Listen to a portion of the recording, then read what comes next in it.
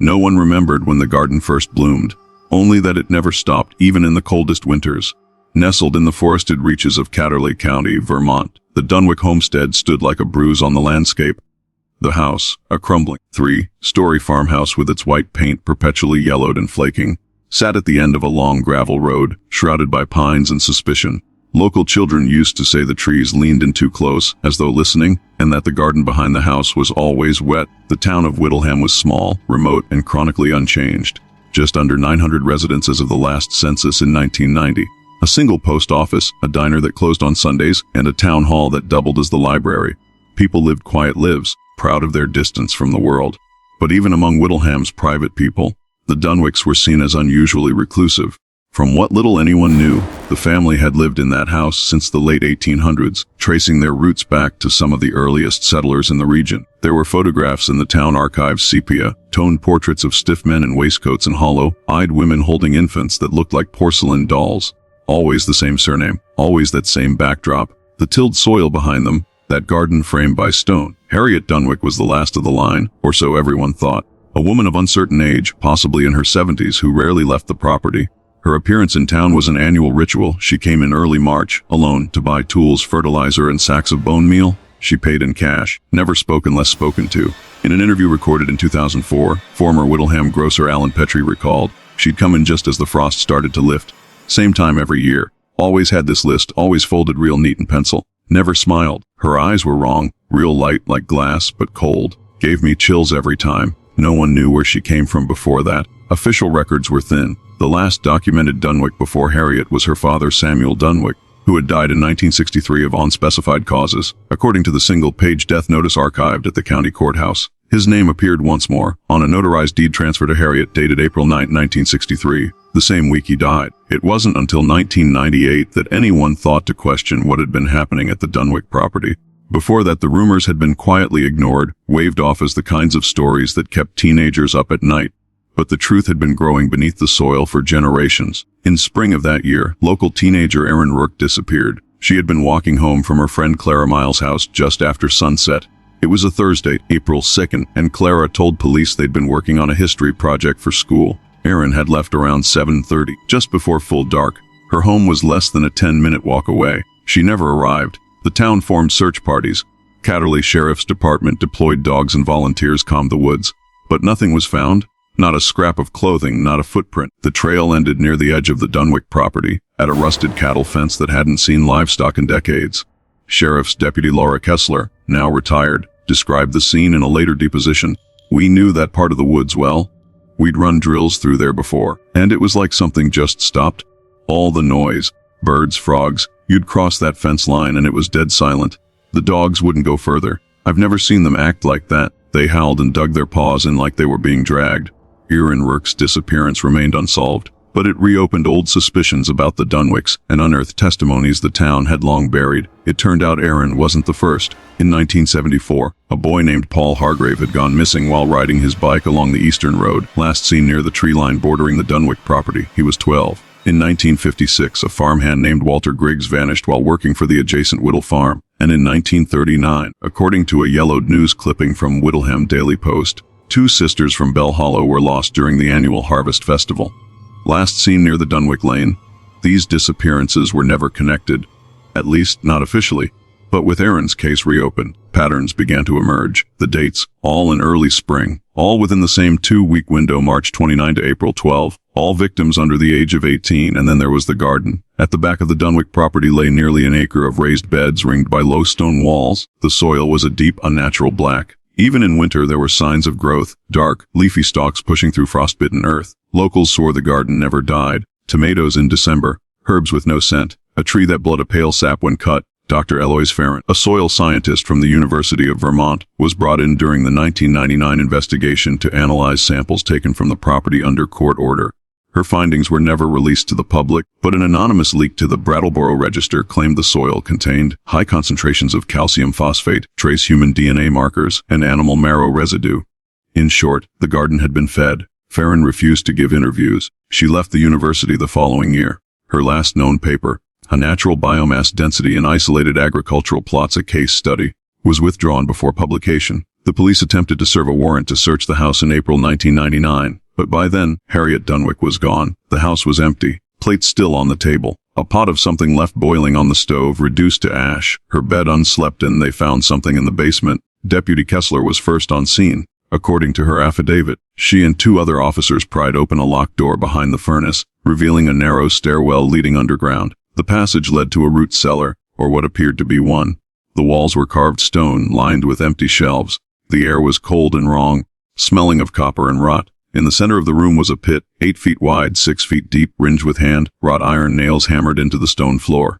In the pit, partially decomposed, were bones, not buried, arranged. A forensic anthropologist from Boston, Dr. Leon Mertens, was brought in to identify the remains. His preliminary report listed the following 6 juveniles, approximate ages 10 to 15, 1 adult female, likely 60s, multiple unclassified fragments, ritual-style placement, consistent with known cultic funerary practices. Mertens' exact words, from an internal memo: I have only seen one case with similar arrangements, a 1940s dig site in Latvia believed to be pre-Christian. But even there the remains weren't so intentional. This was maintained. Purposeful. Repeated. The remains matched missing persons dating back 70 years, yet Harriet Dunwick was never found. She simply disappeared, like smoke in spring, and though the pit was exhumed and the garden torn up, something about the land refused to let go. New shoots began growing again the following March. They were darker this time. Local authorities cordoned off the Dunwick property for months. The house was declared a crime scene, then later condemned.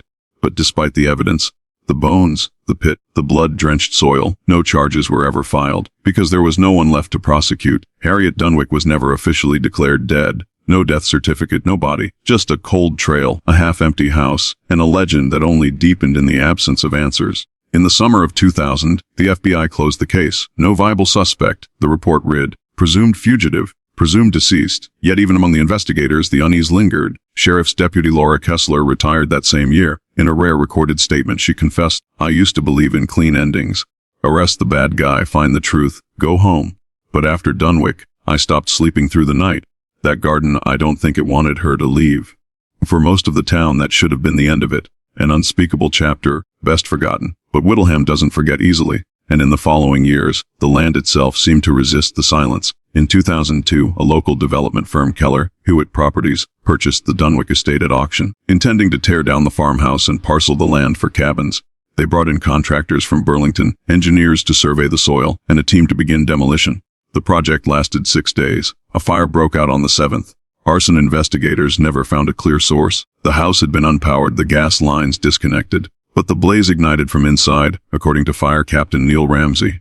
We saw the smoke just after 40:30 in the morning. By the time we got there, it was already gutted. Thing is, no lightning, no fuel. Just fire, the kind that feels old, like it'd been waiting. The 3 workers were injured. One 27-year-old Ray Merson suffered second-degree burns and deep lacerations. According to paramedics, he had been attacked by something inside the cellar just before the fire began. His statement was incoherent. Repeated the same phrase over and over, she's not gone. She's not gone. She's not gone. Merson checked himself into a psychiatric care facility in Bar 2 weeks later. His attending physician, Dr. Evan Mallory, later wrote in his notes, patient presents with symptoms resembling post-traumatic stress disorder, but exhibits a unique fixation on soil roots and decay. Claims to hear movement under the ground. Night terrors focus on a woman with glass eyes and bark for teeth. The development was halted. Keller Hewitt abandoned the property. The land remained untouched for nearly a decade, but the soil kept blooming. In 2011, a documentary crew working on a series about American folklore requested permission to film at the Dunwick site. The project, titled Black Earth, Forgotten Cults of New England, was led by filmmaker Grant Teller. His team included 2 camera operators, a sound engineer, and local historian Margaret Lowry. Lowry had grown up in Whittleham. She remembered the Dunwick legend from childhood, but had always believed it was just that, a story. Her journals, later published posthumously by her daughter, detail her experience on the property. Nothing grows like that, she wrote on May 3, 2011. No fertilizer, no tending, no sunlight, and yet the plants are lush, overripe, obscene. You brush against them and they stick to your clothes. There's a hum at night. Not from insects, lower, subterranean. The crew camped on the property for 3 nights. On the second night, they recorded footage of something moving in the garden beds. Teller believed it to be an animal at first, perhaps a raccoon or coyote. But when they reviewed the footage the next morning, the outline was humanoid, emaciated, crawling on hands and knees through the rows of plants. That night, sound engineer Paul Remy disappeared from his tent. His body was never found. Only his equipment remained, covered dirt and dried blood, lying beside the old well at the back of the garden. Production ceased immediately. The footage was never aired. Teller destroyed most of the raw tapes, or claimed to, but one short segment resurfaced online in 2014, posted anonymously to an obscure forum for urban exploration. The clip is less than 30 seconds long, shot in low light, shaky handheld. It shows a figure, gaunt, pale, long hair, crawling slowly toward the camera before standing up, impossibly tall and looking directly into the lens. The eyes are wrong, too bright, too empty. The video was removed within days, but by then the Dunwick name was spoken again. Following the resurfacing of the footage, independent researchers began digging into the family's history. What they uncovered painted a darker, more complex portrait, one that hinted at something much older than even the oldest locals could remember. Census records from 1850 list a Nathaniel Dunwick, age 43, as head of household, with 8 children and a wife named Thresia. No records exist for any of the children after 1863. Thresia's death certificate simply reads, "'cause unknown, body unrecoverable." The Dunwick farm is repeatedly noted as self-sustaining, isolated, with a yearly yield far beyond average. An 1879 map of Whittleham includes a note in the margin beside the Dunwick land. Soil here is of unusual depth and consistency. A farmer claims it feeds itself. Strange reports of livestock vanishing. Rumors of blight, but the crops always grow. Perhaps most disturbing was a collection of letters found in a private collection in Albany, New York. Correspondence between Nathaniel Dunwick and a man named Elias Pruitt, identified as a member of a pre-colonial sect called the Chosen Root, a fringe group believed to have operated in the northeastern woods in the early 1700s. The Chosen Root preached communion with the earth through sacrificial offerings, specifically youth. One line, from a letter dated March 26, 1847, or spring draws near, brother, we prepare the beds, as the old way commands, blood deepens the bloom, the harvest shall be full. The implication was clear. The Dunwicks had not merely stumbled into darkness, they had cultivated it, inherited it, they were its stewards. By 2016, the Dunwick property had become a point of obsession for a small, but determined group of researchers, folklorists, and occult historians. What had begun as a rural legend had grown into a chilling case study of intergenerational ritual, missing persons, and unspeakable land-based devotion. One such investigator, Dr. Adrian Lovell of the New Hampshire Institute of Esoteric Studies, compiled what would become the most comprehensive record of Dunwick lore in a privately published monograph titled The Root That Remains. Lovell's work, while controversial and largely dismissed by mainstream academics, linked the Dunwicks to a broader pattern of so-called soil cults. Groups in isolated parts of America, Eastern Europe, and rural Asia who venerated the earth not as symbol, but as deity, not metaphorical, not poetic, literal, living. In a 2017 interview, Lovell described it this way: these were not farmers, they were feeders. They believed the land had a mouth, and they fed it with blood, with bone, with youth. What they grew, what they consumed, was never just for sustenance. It was for transaction, for communion. Lovell believed that the Dunwicks were only one branch of a larger, now nearly extinct belief system. A faith passed down not in books but in acts, a doctrine of sacrifice that took root in places where people could disappear without question, where secrets could ferment for centuries beneath a canopy of leaves. And in Whittleham, Vermont, it seemed those secrets had never truly stopped growing. In February 2019, the Dunwick property was quietly purchased by an anonymous buyer through a Delaware shell corporation. The news stirred local anxiety. The county clerk who processed the deed transfer, Margaret Edelman, reported that the purchase documents had been hand-delivered, not mailed, and were accompanied by a letter requesting that the land remain undisturbed, unfenced, and ungroomed. Edelman remembered the letter vividly. It wasn't typed. It was handwritten, in this beautiful looping ink. But there was something off. Not quite English. Some words I didn't recognize, and the paper smelled like soil after rain. Sweet, but rotten. For months, nothing changed at the property. The farmhouse ruins remained untouched. The garden was left wild.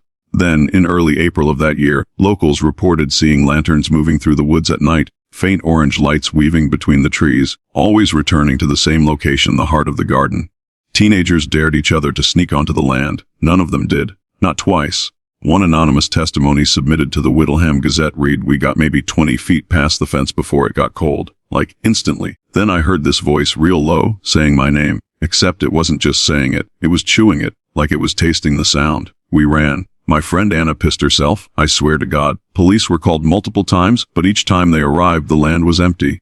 No tracks, no lights, no signs of trespass. Still something was changing. In March 2020, during a particularly harsh winter thaw, human remains were found just beyond the property line. 2 partial skeletons, both juvenile. Estimated time of death within the last year. Authorities tried to match the remains to missing persons across Vermont, New Hampshire, and Maine. No matches. One of the skeletons showed signs of extreme calcium leaching, as if the body had been drained dry. The other had roots threaded through the eye sockets and jaw, as though the earth had pulled it inward. Dr. Samira Hoff, who led the forensics team, noted in her report, "This is not natural decomposition. The plant matter is invasive, deliberate. The way it moves through the cavities, it's as if the body was used as an incubator." Media coverage exploded. The Dunwick name returned to headlines across the Northeast. Old footage was re-aired. Podcast investigations reignited. People came from as far as Canada to see the property, only to be turned away by posted signs. Piavadu piodi porwai. No piao kuistios, but the garden grew. In late 2021, one final discovery cemented the land's legacy and infamy. A group of graduate students from Miskatonic University, led by anthropologist Professor Diane Halverson, received special permission to conduct a non-invasive study of the Dunwick site for their thesis on rural folklore.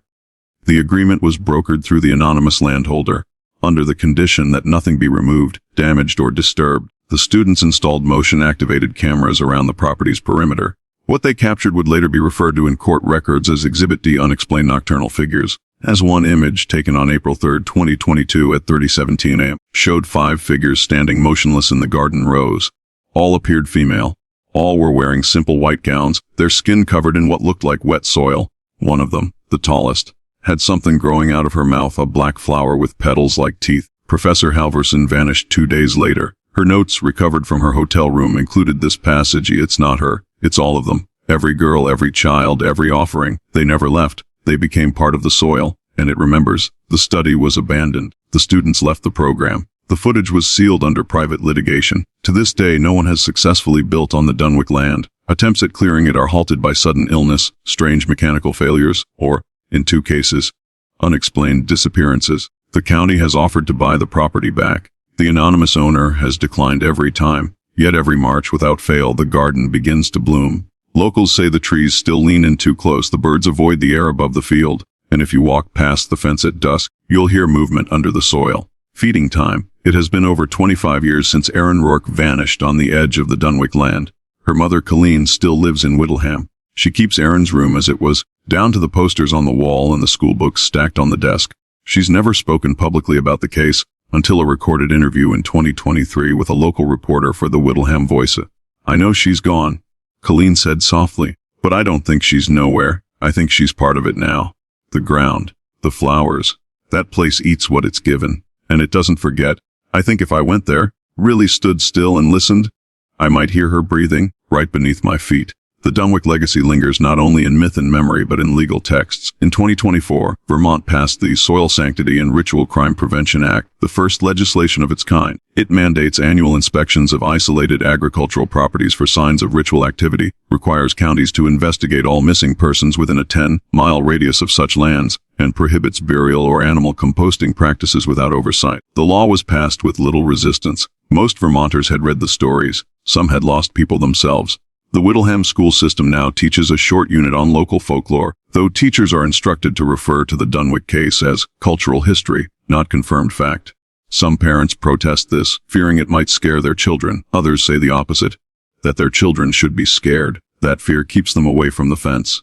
Still, every few years, someone new comes sniffing around. A podcaster, a thrill-seeking YouTuber, paranormal investigators with night vision and microphones. They walk the edge of the property. They take photographs. They film the wind whispering through the weeds. And if they're lucky, they leave with only eerie footage and ghost stories. If they're unlucky, they leave nothing behind at all. In 2025, drone footage commissioned by the state showed something strange near the edge of the garden.